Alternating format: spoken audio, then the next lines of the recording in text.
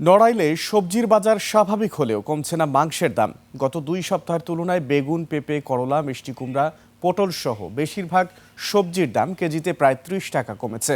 বর্তমানে বেগুন 40 টাকা, পেঁপে 25, করলা 100, মিষ্টি কুমড়া 40 ও পটল বিক্রি হচ্ছে 40 টাকা কেজিতে। ফুলকপি ও বাঁধাকপি প্রতি পিস বিক্রি হচ্ছে 25 টাকায়। ব্রয়লার মুরগি 200 টাকা কেজি। এদিকে গরুর মাংস 750 থেকে 800 টাকা আর খাসির মাংস বিক্রি হচ্ছে 1200 টাকায়। বাজারের আরও খবর জানাতে আমাদের সাথে যুক্ত হচ্ছে নড়াইল থেকে প্রতিনিধি শুভ সরকার।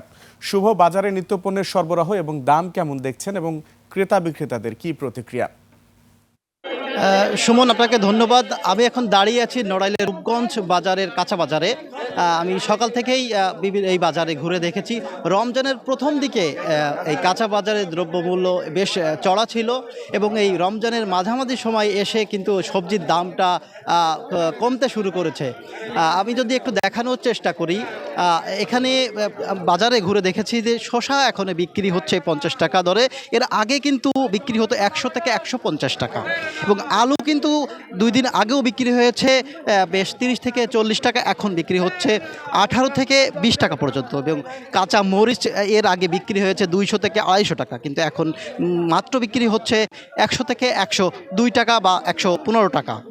বেগুন এর আগের যে সপ্তাহ ছিল এই সপ্তাহে বিক্রি হয়েছে 30 থেকে 40 টাকা, এখন বিক্রি হচ্ছে মাত্র 35 থেকে 40 টাকা। আমি বিভিন্ন যে দোকানদার রয়েছে, কাঁচা বাজার যে ব্যবসায়ীরা রয়েছে, আমি ব্যবসায়ীদের সাথে কথা বলার চেষ্টা করেছি। সবাই বলছে যে আসলে রপ্তানি বেড়েছে যার কারণে এখনে কিন্তু সবজির দাম নিম্ন গতিতে নিম্নের দিকেই যাচ্ছে। তো আমি পাশাপাশি মাংসের যে দাম আমি দেখেছি যে কোনোভাবেই মাংসের দামটা কমছে না। তো আমি যে মাংস ব্যবসায়ী রয়েছে, মাংস ব্যবসায়ীর সাথে কথা বলেছি, তারা জানিয়েছে যে তারা চড়া দামে কিনতে হচ্ছে, যার কারণে কোনোভাবেই তারা মাংসের দামটা কম নিতে পারছে না বলে আমাদেরকে জানিয়েছে। তো থেকে এই ছিল আমার কাছে কাঁচা বাজার, আমার সর্বশেষ কাঁচা বাজার থেকে শেষ সংবাদ। শুভ, আপনাকে ধন্যবাদ।